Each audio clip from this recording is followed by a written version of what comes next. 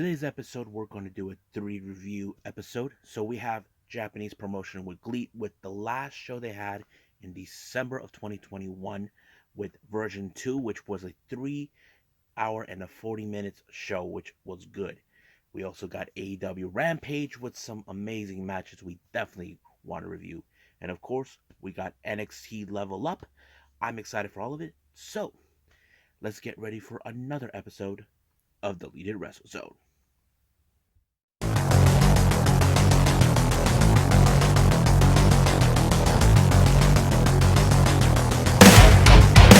Are you ready? Get up, get up! Get up, get up! Get up, get up! Get up, get up! Get up, get up! Get up, get up!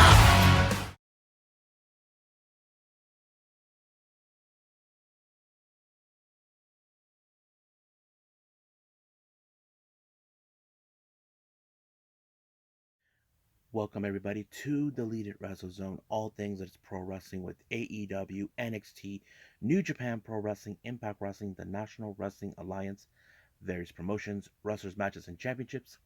I am your host, J Rod here. So, let's begin with Japanese promotion GLEAT with version 2 that took place in Tokyo Dome Hall, a very famous venue down there. This took place on the 30th of December of 2021.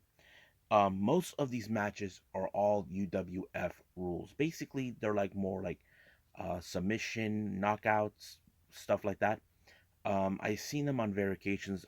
GLEAT is the one promotion in Japan that does many rules of these types. Now, if you guys are not a fan of this, you should. If you guys are interested, um, you should check it out. You can go on to their YouTube channel. It's free. You can watch all of them there. They have about to version 19, I think, and it's pretty good. You may see Shima along with his Strong Hearts buddies.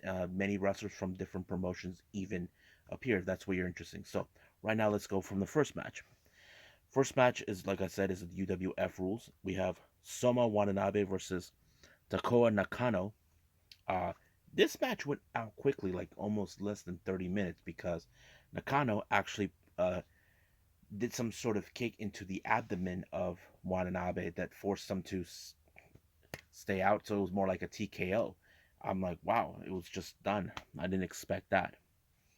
So next match is a UWF rules within the tag team match setup. So we have Hikaru Sato. If you guys never heard of him, he's a great wrestler. He does have a martial arts background and submission background, teaming up with the King Minoru Suzuki, taking on Yu Iizuka and of course Tetsuya Izashi. Now, when it comes to submission and that subword, this is the kind of thing that it's in the wheelhouse of Minoru Suzuki. Now, you probably say, really? He really is into this stuff? Yes. Where do you think he learned it from? He was an MMA fighter for a short time. He founded Pancras with Josh Barnett. So, yeah.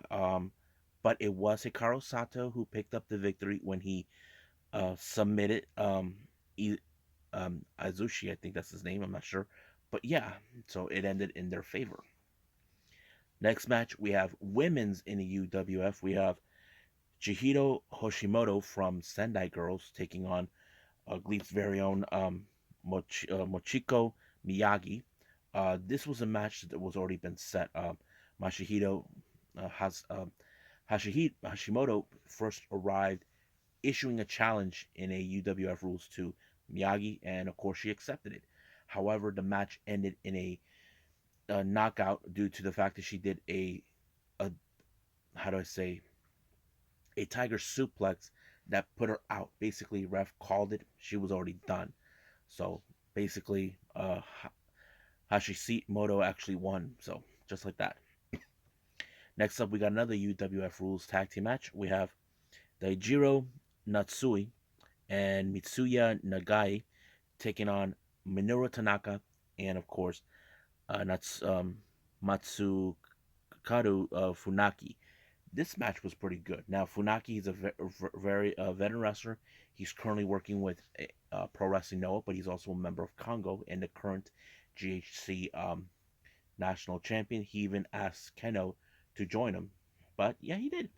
But it was Tanaka who put a very big submission when he put Matsui in a single leg Boston leg crab. I think that's what it was, forcing him to tap out, which gave them the much better edge. Our next match is our last one for the UWF rules. We have Sushi Ishikawa and Takanori Idoi. This match ended in a knockout. Basically, Itoi was already out of it. He's already wind out of the powerness of Ishikawa, and it ended in that kind of fashion. So basically, Ishikawa won. Now we go into regular matches. We have Keishi Sato, Jun Masaoka, Soma Watanabe. I don't know why he decided to wrestle twice, taking on Takura Niki, Sukiya Yogi, and Jun Tonsho. This match was pretty good. It was all high spots. Some of these guys are excellent high flyers, but it was Aoyagi who picked up the victory for his team. Very impressive. Next up, we got women's action. We got Yahari Hosokawa taking on another Sendai girl, Dash Shiza, Zako. Shizako was very Dash was very aggressive in this particular match, especially what she was doing to um, Hosokawa. I think that's her name, Hosokawa. It was like brutalizing. She's good in using weapons, but she didn't need to use it. She just brutalized her completely, and she did like a somewhat version of a frog splash to seal the deal. And I thought it was pretty good, and she picked up the victory in that fashion. Now, our next match, this was a sanctioned title match, but this is not part of the GLEAT promotion. This is part of the Michinoku Pro Wrestling. Now, I know what you guys gotta say. Is it Michinoku Pro Wrestling Taka's promotion? No. This is a separate promotion. It's like out in some other location. Very small promotion, but it's capable. Uh, this is part of the Mission Pro Wrestling Tohoki Junior Heavyweight Championship between GLEAT's very own Kaz Hayashi taking on their champion Musashi, who I've seen on. I think I might have seen him on Choco Pro before when Choco Pro went to Chinooku Pro Wrestling's dojo to do some wrestling shows. Yeah, but it was Masashi that picked up the victory by pinfall, allowing himself to retain it. Now, our main event, this is where I get lost in the shuffle. This is hair versus hair, 8-man tag team elimination match. I was like, this is between the Strong Hearts and the Bulk Orchestra. Now, these guys hated each other. They're trying to prove who is the dominant faction in GLEAT. However, I was a bit of surprised when they were managed to leave the one person they believe is the weakest link of the bunch, El Lindemann. Now, El Lindemann may be small, but don't let the size fool you. He is a strong SOB. But that was a mistake. But luckily for him, when the referees knocked out, an unlikely ally showed up and gave him the helping hand to pick up the victory. However, you probably would assume the person who got pinned last will get the haircut. Nope. They just pick from a random, you know, um, pull your name out of a hat sort of thing. But it's sort of like that. But yeah. But it was a pretty good show. There's still more. I'm barely catching up to GLEAT. But like I said, you guys can see them on YouTube. So that's pretty much what I got. I think it's time for some AEW Rampage.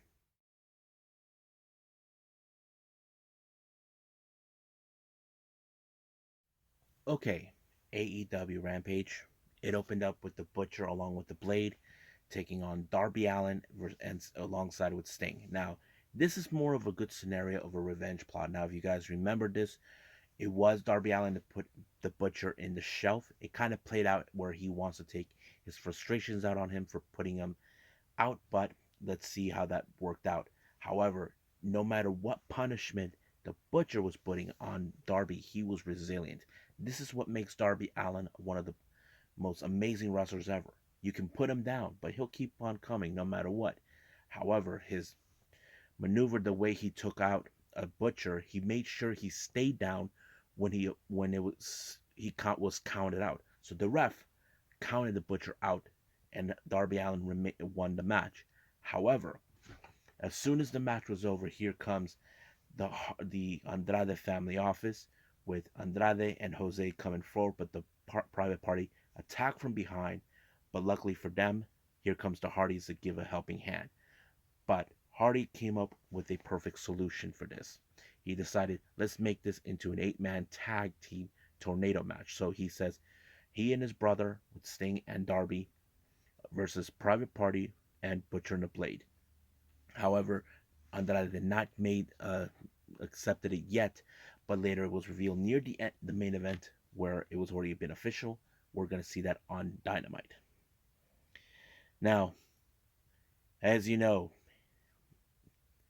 Scorpio Sky says that he already proved his doubters wrong, saying that people still doubt him that he's going to lose the match. Now the only reason he won the match was because, of course, of MJF.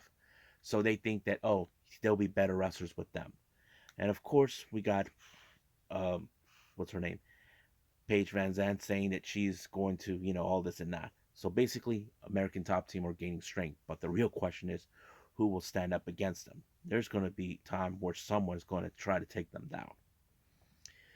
Now, our next match, this is between two former friends, Layla Hirsch versus Red Velvet. The match was pretty good. Now, practically, Layla Hirsch was trying to use whatever tactics she could to disorient of Red Velvet, but every move she makes, Red Velvet's use her surroundings and to her advantage. However, near the end of the match, she was about to use the same weapon she used on Chris Statler that allowed her to win the match. However, Chris Statler showed up in her new look. She has now abandoned her alien persona, and Layla looks kind of like shocked, like she can't believe she has changed.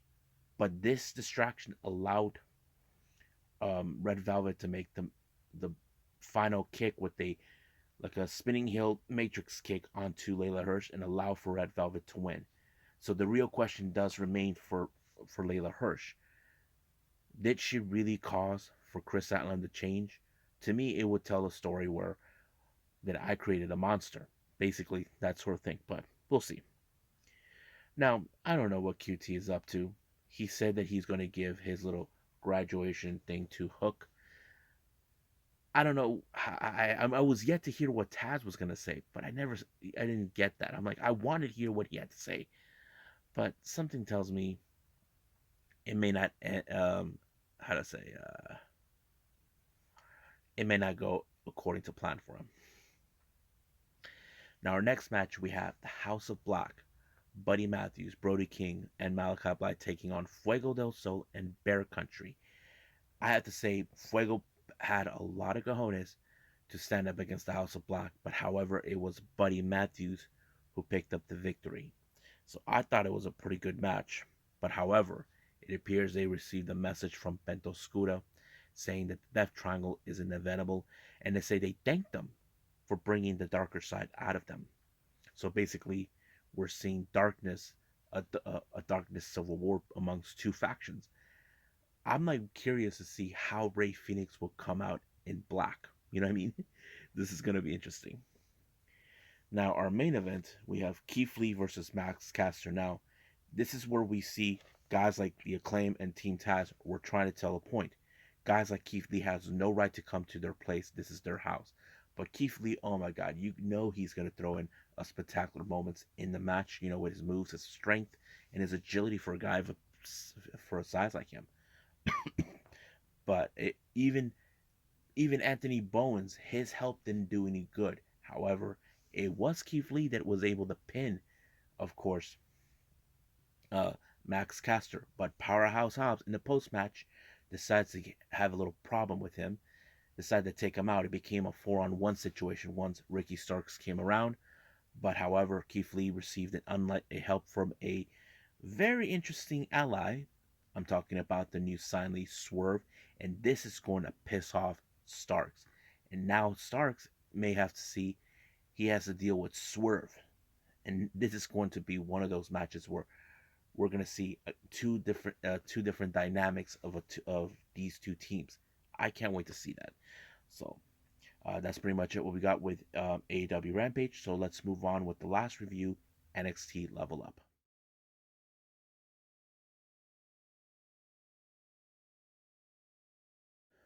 Okay, our last review is NXT Level Up. It opened up with Zion Quinn versus Damon Kemp. Now, this was a very interesting match because, Damon Kemp and Zion Quinn first showed a little respect, but this is where we are seeing Zion Kemp tr- uh, put on his good face in order to see if he has what it takes to take on a powerhouse like Zion Quinn. But however, this one ended where, of course, there's like the drop of blood that comes out, and that's when Zion Quinn goes out of the rampage, and it did allow for him to pick up a victory. So I'm like, wow, that's pretty good. So I'm like, can't believe that happened to Zion, but I mean, win's a win.